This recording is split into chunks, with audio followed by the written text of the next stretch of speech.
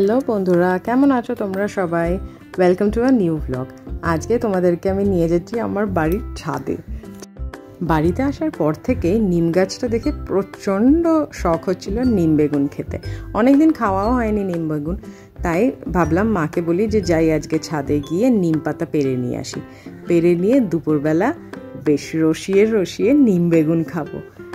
আর বাঙালির নিম বেগুনটা বোধহয় একটু বেশি প্রিয় সকলের, তাই কিছু নিম পাতা পারলাম। এই দেখো কচি কচি নিম পাতা, কি দারুণ দেখতে লাগছে না রংটা। সাথে মাও যোগ দিয়ে দিল কিছু নিম পাতা তুলবে বলে। দুজনে মিলে বেশ কিছুটা নিম পাতা তোলা হয়েছে। তুলে নিয়ে এবার এটা করব ভাজা, দিয়ে খাবো নিম বেগুন ভাজা আজ দুপুরবেলা। কি মজা! ফুলটা কি সুন্দর দেখতে না? দেখো, মিষ্টি দেখতে ফুলটা, ছোট্ট ছোট্ট ফুল কিন্তু বেশ সুন্দর। অনেকগুলো ফলও ধরেছিল, তুলে নিয়েছি। ফলগুলো নিয়ে যাব বাড়িতে, দিয়ে পুঁতে দেব, যাতে ওখানেও আমরা গোয়াতে সকালে নিম পাতা খেতে পারি। সবুজে সবুজ, একদম ঘন সবুজ হয়ে রয়েছে পুরোটা, খুব সুন্দর লাগছিল দেখতে, একদম ফ্রেশ। বেশ কিছুটা তুলে নিয়েছি কিন্তু। এই দেখো, এবার তোমাদের দেখাই ফলটা, কি মিষ্টি দেখতে না? আর এইটা কিছুটা পাতা তুলে নেওয়া হয়েছে, এটা ধুয়ে নিয়ে শুকাতে দেওয়া হয়েছে রোদে। এটাকে করা হবে গুঁড়ো।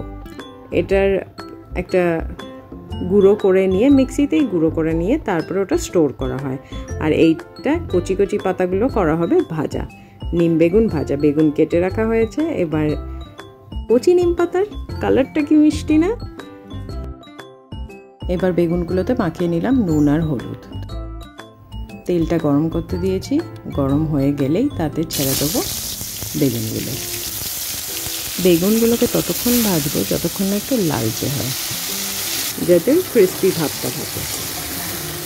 আর এটা ভাজা হয়ে গেলে এই সেম তেলেই দিয়ে দেবো নিম পাতাগুলো। একটু নাড়াচাড়া করতে করতেই ভাজা হয়ে যায়। আর এই দেখো, আমার নিম বেগুন রেডি। নিম আর বেগুন এই দিয়ে পুরো ভাতই শেষ হয়ে যাবে। মা মাছের ঝোলও রেখেছিল, কিন্তু মনে হলো যে এই দিয়েই খেয়ে নিই। বেশ টেস্টি লাগছিল, অনেক দিন পর খেলাম। আমার মুখের এক্সপ্রেশন দেখেই তোমরা বুঝতে পারছো যে আমি আর পারলাম না কন্ট্রোল করতে।